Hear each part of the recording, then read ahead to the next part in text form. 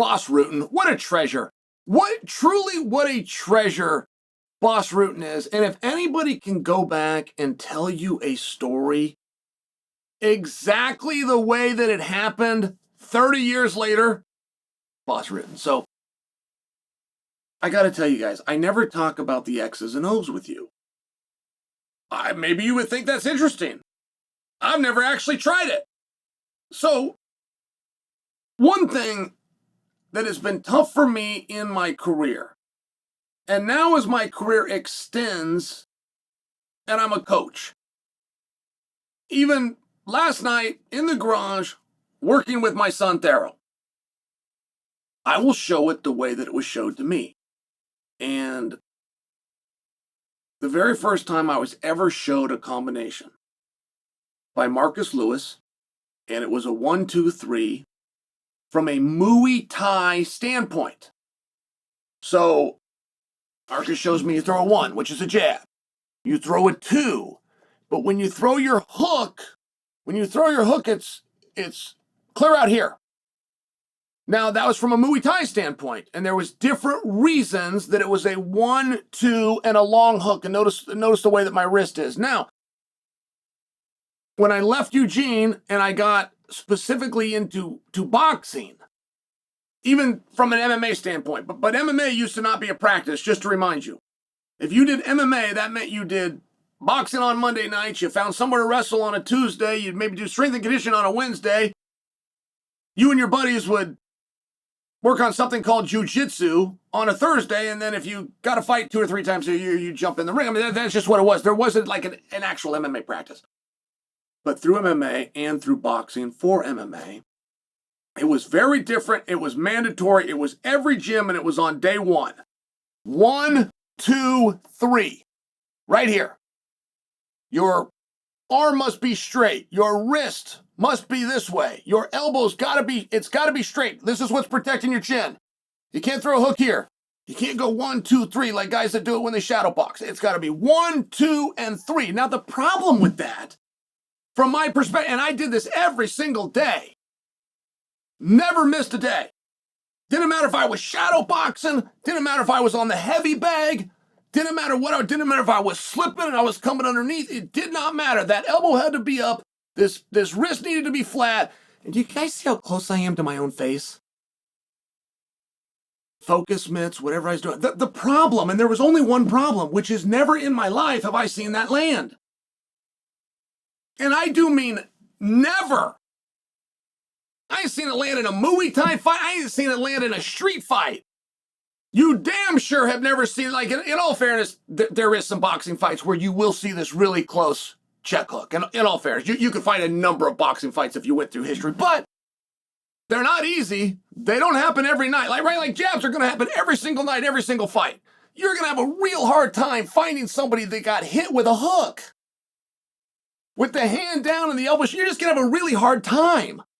In an MMA, you'll never find it.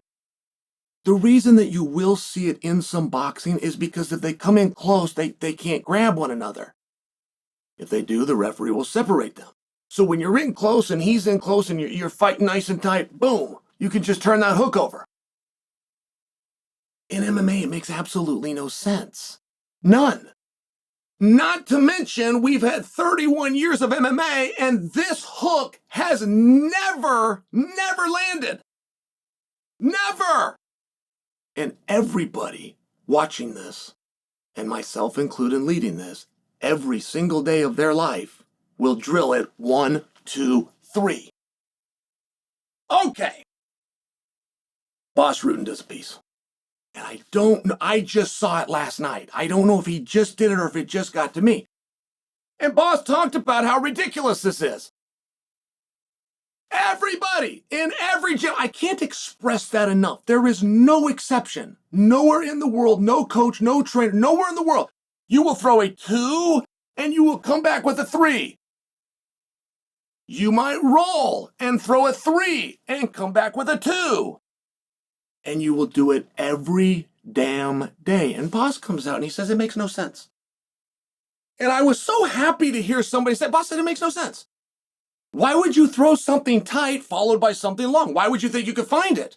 why if you could connect with a 2, which means the guy's way out there, would you then think that his head is right here? Bas said, what you do is you slap him. You don't hit him with a hook. You throw the hook, well, you slap him. You slap him. And now he's at the end of your punch. You slap him in the ear to stun him. You slap him to get his attention. Boom! Now he's in the exact same spot that you were. This does not make sense. Mathematically and from a physiological standpoint, it does not make sense that you could hit a guy here and then all of a sudden his head is here, or vice versa, where you hit him here and all of a sudden his head is here. The 2-3 combination makes absolutely no sense. In every MMA gym, in every boxing gym, every day of your life, that is how you will be shown to throw it. And you will go to the heavy bag and you will shadow box and you will do that. But you will never show me an example where it's ever worked in MMA. And it's Nate Diaz. Nate Diaz will slap people. They call it the Stockton slap, where he will reach out. His brother will do it too. Nick will do it too. They'll reach out and slap somebody. I never knew why. I never understood. I thought it was the Stockton slap. I thought they were punking the guy. I thought it was like a funny thing that these two guys did. And Bas explains it in this video, and it just made such sense to me. It literally made me want to go into ATT and spar with somebody just to do that. Just to try, right? A 2, boom, he's in the same spot I just left him. Start with the 3. Throw the punch, he's in the same spot I just left him. Do you see the problem? Do you see where if you throw a 2 and his head's way out here, do you see where his head can't then be here? It makes no sense. Everybody in every gym, every day, will drill it that way. And nobody watching this video will find one exception in the history of the sport of MMA where that hook landed.